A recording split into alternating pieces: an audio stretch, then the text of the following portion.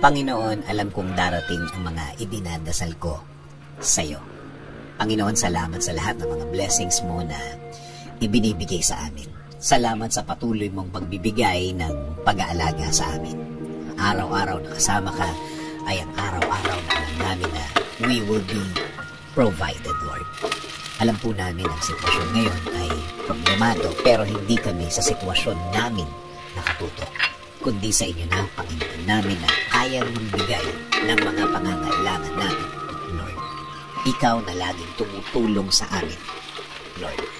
Alam namin na hindi na magtatagal ang aming sitwasyon at makikita at marireceive na namin ang mga bagay na ipinagdadasal namin na magbabago ng aming mga kinakaharap ngayon. At alam namin, hindi na magtatagal yun, Panginoon. Hindi rin kami padadaya sa aming nakikita, sa mga sinasabi ng iba na hindi na magagawa ng paraan at wala ng solusyon ang aming mga problema.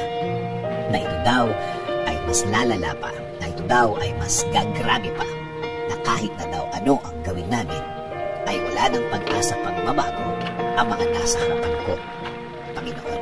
Kung salita lang nila ang aming pakikinggan, kung mga sinasabi nila ang aming iisipin, Lord, para ko lang pinahina ang faith ko sa inyo, Lord. Pangako po, sa inyo lang po kami maniniwala at magtitiwala. Kayo po ang magiging laman ng aming mga puso at isipan. Sa salita nyo lang kami maniniwala at hindi ang sa kanila. Kaya ngayon, Panginoon, ngayon pala, salamat na po sa inyong mga naibigay sa amin.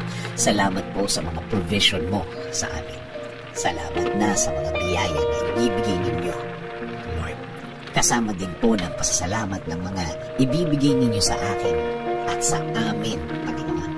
Alam po namin na ang mga bagay na ibibigay ninyo sa amin ay hindi na magtatagal. Hindi na magtatagal ang aming pag-aantay.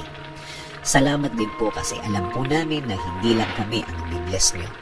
Kasama na po ang aming pamilya. Sila rin po ay makakatanggap ng biyaya ninyo, Panginoon. Alam po namin na hindi nyo rin sila pababayaan, Lord.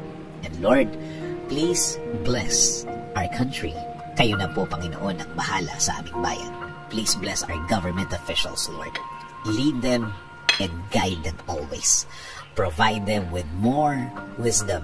Give them the strength that they need, Lord. Lord, maraming salamat sa lahat. Sa lahat ng inyong ibinigay at ibibigay sa aming sarili, sa aming pamilya, at sa aming bayan. This is our prayer. In Jesus' name,